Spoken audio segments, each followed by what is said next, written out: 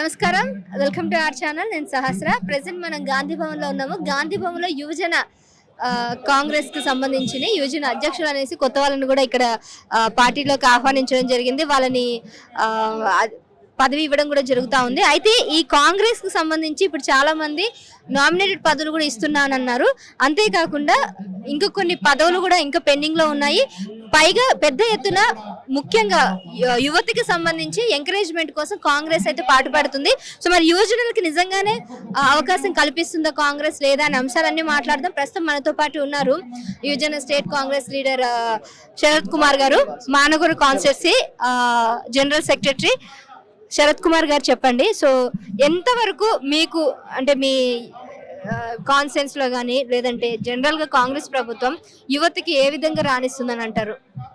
Madam, ఇప్పుడు చూసుకుంటే గత బీఆర్ఎస్ 10 ఏళ్ల పాలనలో యువతకు ఉద్యోగాలు ఏమి ఇవ్వలేదు. మా ప్రభుత్వం ఏర్పడ్డాక రేవంత్ రెడ్డి గారు చెప్పినట్టుగా 2 లక్షల ఉద్యోగాలు ఏదైతే ఇస్తామన్నారో, జాబ్ క్యాలెండర్ అయితే రిలీజ్ చేస్తా అన్నారో, ఇప్పటికే 40-50 వేల ఉద్యోగాలు భర్తీ చేశారు.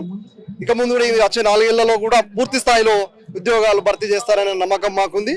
అలాగే కాంగ్రెస్ పార్టీ మాట ఇచ్చిందంటే తప్పనిసరిగా నిలుపుకుంటుంది. ఆ ఆశాభావాన్ని మేము వ్యక్తం చేస్తున్నాం. ఓయూ స్టూడెంట్స్ అందరూ కూడా ఇప్పటికి కూడా రోడ్ల మీదకి వచ్చి నిరసన చేస్తున్నారు. ఉద్యోగాలు ఇవ్వట్లేదని ప్రభుత్వం గద్దెదించడం, ఈ ప్రభుత్వం కూడా మాకు అన్యాయం చేసిందని చెప్పేసి ఓయూ లీడర్ ఒకతను, స్టూడెంట్ లీడర్ ఒకతను బయటకు వచ్చి చాలా వరకు ఫైట్ చేస్తా ఉన్నాడు. మీరేమో కాంగ్రెస్ ప్రభుత్వం యువత అందరికి ఉద్యోగాలు ఇచ్చిరని అంటారు, వాళ్ళేమో అసలు నోటిఫికేషన్ సరిగ్గా ఇవ్వట్లేదని అంటున్నారు. నేనేమంటున్నా అంటే, మేము పార్టీ పరంగా చెప్పడం కంటే మీరు కూడా చూస్తూనే ఉన్నారు. రాష్ట్ర వ్యాప్తంగా కానీ ఎన్ని ఉద్యోగాలు ఇస్తున్నారు, ఎన్ని నోటిఫికేషన్స్ వస్తున్నాయి అనేది కూడా మీరు చూస్తున్నారు. మేమేదో మా పార్టీ పరంగా చెప్పుకోవాల్సిన అవసరం మాకు లేదు. అలాగే పూర్తి స్థాయిలో ఉద్యోగాలు భర్తీ చేస్తారని పూర్తి నమ్మకం, విశ్వాసం కూడా ఉంది. అలాగే ఓయూలో ఎవరైతే వాళ్ళు బయటికి వచ్చి ధర్నాలు అది చేస్తున్నారో, వాళ్ళు కేవలం ప్రతిపక్ష బీఆర్ఎస్ మరియు బీజేపీ ప్రేరేపిత నాయకులే తప్ప నిజమైన నిరుద్యోగులు కాదు. వాళ్ళు నిజమైన నిరుద్యోగులు అని అడిగితే తెలుస్తుంది. ఎందుకంటే వాళ్ళు అందరూ ప్రిపేర్ అవుతున్నారు, ప్రతి జాబ్ నోటిఫికేషన్స్ కు ప్రిపేర్ అవుతున్నారు. ఎంతో మందికి జాబులు వచ్చినాయి. వాళ్ళు కేవలం బీఆర్ఎస్ బీజేపీ ప్రేరేపిత నాయకులే తప్ప నిజమైన నిరుద్యోగులు కాదని నేను తెలియజేస్తున్నాను. ఈ రోజు చెప్పండి, ఇప్పుడు ఈ కార్యక్రమం ముఖ్య ఉద్దేశం ఏంటి? ఉట్టి రచ్చ తప్ప ఇందులో అందరూ లొట్టనే అని అంటున్నారు. లేదు మేడం, ఈ రోజు ఏంటంటే ఇక్కడ బీసీ జనగణన మీద పవర్ పాయింట్ ప్రజెంటేషన్ జరుగుతుంది. ఒక పక్క యువజన కాంగ్రెస్ నాయకుడు మా జగదీశ్వర్ రెడ్డి గారి ప్రమాణ స్వీకారం జరుగుతుంది. ఇప్పుడు ఈ రోజు చూసుకున్నట్టుంటే మా అధ్యక్షుల వారు కానీ, మా పొన్నం ప్రభాకర్ గారు కానీ, మా అనిల్ కుమార్ యాదవ్ గారు కానీ, వాళ్ళంతా యువజన కాంగ్రెస్ నుంచి వచ్చి ఈ స్థాయిలో ఉన్నారు. ఈ రోజు కూడా అక్కడ యువజన కాంగ్రెస్ నాయకులంతా ప్రమాణ స్వీకారం చేస్తున్నారు. ఇక్కడ డొల్లతనం ఏం లేదు మేడం. మా బీసీ కులగణన మీద చిత్తశుద్ధితో ఉన్నామని తెలియజేయడం కోసమే పవర్ పాయింట్ ప్రెజెంటేషన్ మా పిసిసి అధ్యక్షుల వారు చేస్తున్నారు. అలాగే మా యువజన బీసీలకు అన్యాయం జరిగిందని చెప్పేసి బీసీ నాయకులు అందరూ కానీ లేదా బీసీకి సంబంధించిన వాళ్ళంతా కూడా ఒక స్టేట్మెంట్ ఇవ్వడం జరుగుతుంది. బీసీలకు గత బీఆర్ఎస్ పాలనలో ఎవరు కానీ రోడ్డెక్కి మాట్లాడలేదు. కేవలం కాంగ్రెస్ పార్టీ బీసీ పక్షపాతి కాబట్టి మా అధ్యక్షుల వారిని బీసీ అధ్యక్షులు చేసి స్టేట్ ప్రెసిడెంట్. ఏ పార్టీలోనైనా ఉన్నారా బీసీ? కేవలం మా కాంగ్రెస్ పార్టీ మాత్రమే బీసీల పక్షపాతాన్ని తెలియజేస్తున్నాం.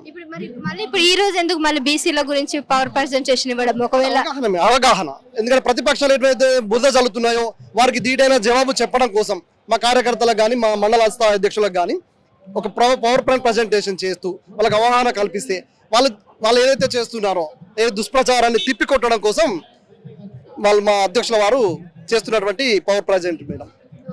సో మీరు అన్నట్టు ఇక్కడ మీ యూత్ కి సంబంధించి ఏదైతే ఇక్కడ ప్రమాణ స్వీకారం ఒకటి ఆయన చేస్తున్నాడు, ఇప్పుడు ఆయన వచ్చిన తర్వాత ఎట్లా ఉండబోతుంది అంటారు? మేడం, యువజన అధ్యక్షుల వారు ఏంటంటే యూత్ సమస్యల మీద స్పందిస్తూనే, అందరికి గైడెన్స్ ఇస్తూనే, ఏదైతే యువజన సమస్యల మీద పోరాటం చేస్తారని పూర్తి స్థాయి నమ్మకం ఉంది. యువతకు న్యాయం జరుగుతుందని చెప్పి నేను ఆశాభావం వ్యక్తం చేస్తున్నాను. సో శరత్ కుమార్ గారు చెప్పినట్టు కూడా యువజన అధ్యక్షుల ప్రమాణ స్వీకారం వల్ల చాలా వరకు యువకులకి ఎలాంటి సమస్యలు ఉన్నా, ఎటువంటి సమస్యలైనా పరిష్కరించడానికి ఇదొక సంకేతమే అన్నట్టు కూడా వాళ్ళు చెప్పడం జరుగుతుంది. Over to studio, this is Sahasra. Thank you so much and plus TV.